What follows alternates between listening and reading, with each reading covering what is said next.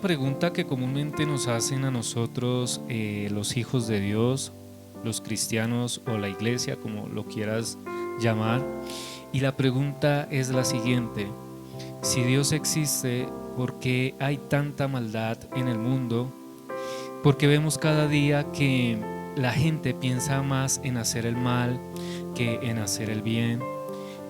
¿Por qué Dios permite que un padre tome a su hijo o a su hija y acceda carnalmente y después la asesine?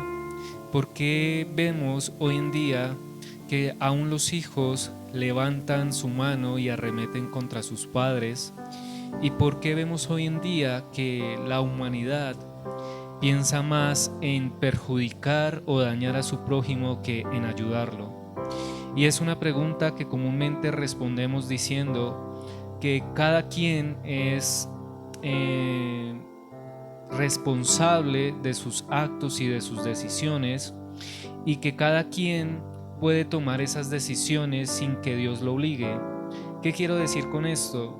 Que Dios no obliga a ese padre violador a que acceda carnalmente contra su hijo, que Dios no obliga al ladrón a robar las pertenencias de otra persona, que Dios no obliga a la persona que lastimosamente está consumida en las drogas a consumir.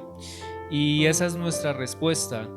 Pero yo quiero en este tiempo poder enseñar algo más profundo que la palabra nos enseña, y cuando expongo esta revelación, también el reino de las tinieblas se expone, y nosotros como hijos de Dios, como ministros, como pastores, podemos aprender a orar de una forma diferente para que estas cosas que suceden o esta maldad mengue de una forma significativa. La palabra nos expresa en 1 de Tesalonicenses capítulo 5 versículo 23 que nosotros debemos santificarnos en todo nuestro ser. Y cuando habla ahí Tesalonicenses que todo nuestro ser, está hablando de tres partes o de tres elementos en los cuales se compone el ser humano, que es en el cuerpo, el alma y el espíritu. Pero también cada uno de estos factores son compuestos por otros elementos, es decir, que cuando hablamos del cuerpo estamos hablando de los 5 sentidos, es decir, que nuestro cuerpo tiene la capacidad de ver, de hablar, de oír, de olfatear y de palpar. Entonces el cuerpo está compuesto por estos 5 elementos o 5 sentidos. En la parte del alma hay 3 factores, que es nuestro pensamiento, nuestros sentimientos y la voluntad. Y en este mensaje me quiero concentrar en la parte espiritual para entender a más profundidad la situación de la humanidad. En la parte del espíritu hay 3 factores, que es nuestra conciencia, la intuición y la comunión. En esa parte del espíritu cuando hablamos de comunión, hablamos esa comunión que podemos tener entre Dios y nosotros. Cuando hablamos de la intuición, lo podemos dar a comparación por la fe, es intuir que algo va a suceder, y eso es fe, que aunque nosotros no veamos las cosas, las vemos como si fueran, y eso es la intuición, esa es la capacidad que Dios nos da de tener fe. Pero me quiero concentrar en este último factor del espíritu, la conciencia. Y cuando hablamos de la conciencia, es la capacidad de saber qué es lo bueno y qué es lo malo. Comúnmente cuando hacemos algo malo o algo equívoco es cuando decimos esta famosa frase: tengo un cargo de conciencia. Y ese cargo de conciencia dictamina a todo nuestro ser por medio del espíritu qué es lo bueno y qué es lo malo. En 1 de Timoteo capítulo 4 versículo 2, Pablo expresa que las personas están teniendo cauterizada la conciencia, es decir, que su conciencia está presa, está cauterizada, que no puede expresar libremente lo que Dios nos quiere enseñar entre lo bueno y lo malo. Y aquí quiero profundizar esto en esta revelación de este momento, en esta pequeña palabra. Cuando vemos que la humanidad tiene cauterizada la conciencia, vemos que la humanidad o las personas no están teniendo la capacidad de discernir lo bueno y lo malo. Aún profetizaba el profeta Isaías que en los postreros tiempos le dirán a lo malo bueno y a lo bueno le dirán malo, porque hoy en día vemos que la conciencia está siendo cauterizada. Y esto no quiero solamente enfocarlo en las personas que no están dentro de la iglesia.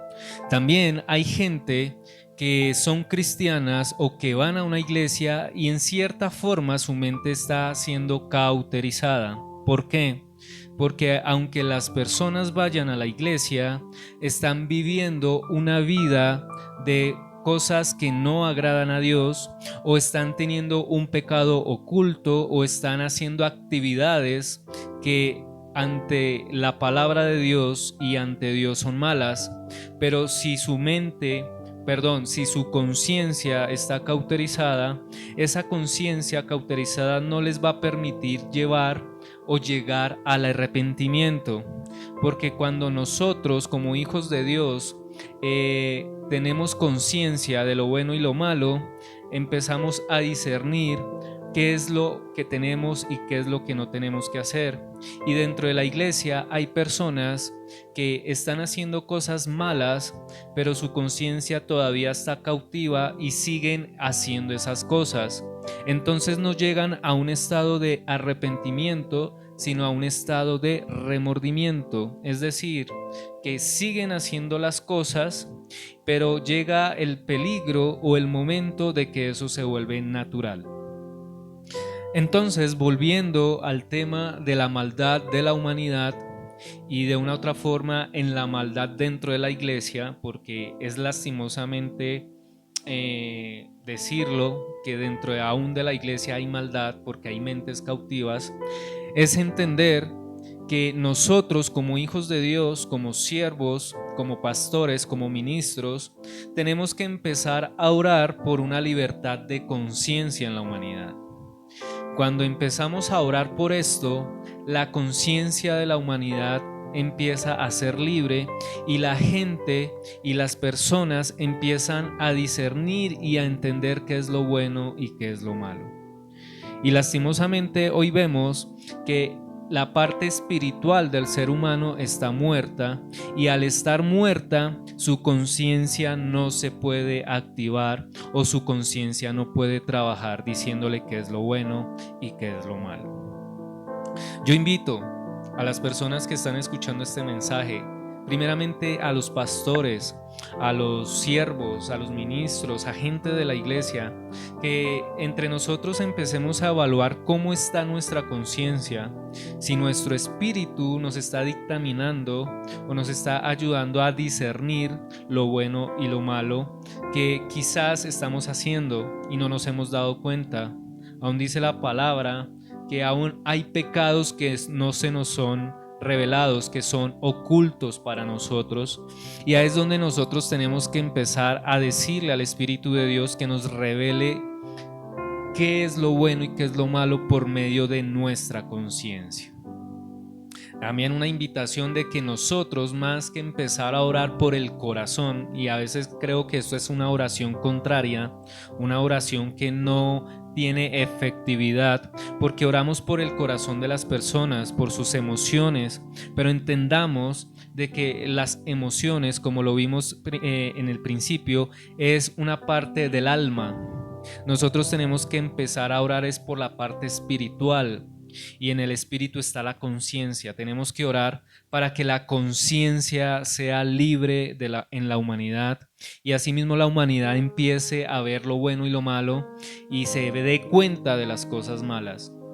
Y esto es una estrategia de Satanás, cauterizar la conciencia.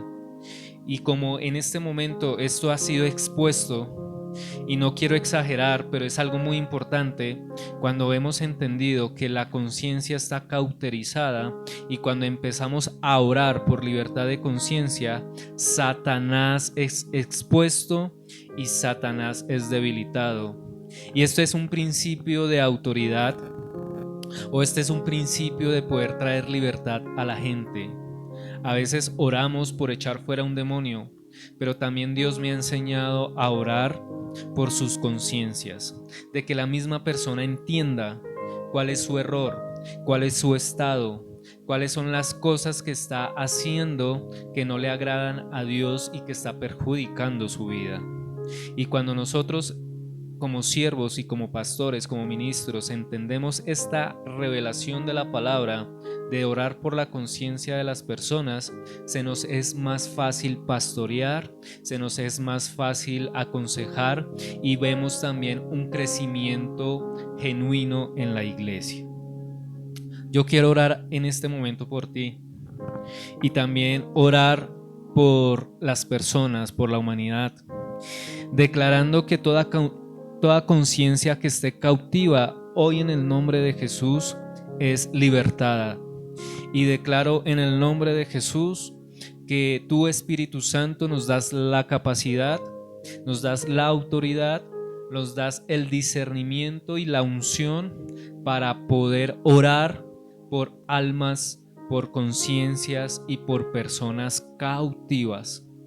Declarando que tú nos das una palabra en nuestras bocas, Señor, para traer libertad y para traer luz en medio de oscuridad y para traer, Padre, un rompimiento en las conciencias de las personas. Quiero dejarte este pequeño mensaje diciendo que tu espíritu tiene que ser vivificado para que la comunión, la intuición y la conciencia puedan trabajar en tu vida y cada día podamos ser mejores ante Dios y las personas que nos rodean. Y cuando nuestro espíritu está vivificado, podemos entregar a la humanidad esa luz de esperanza que es Jesús, esa luz de esperanza que es el Espíritu Santo, que es el Padre, para que las personas cambien su condición y puedan ser libertadas en su espíritu, en su alma y en su cuerpo. Les bendigo. Tú eres el aire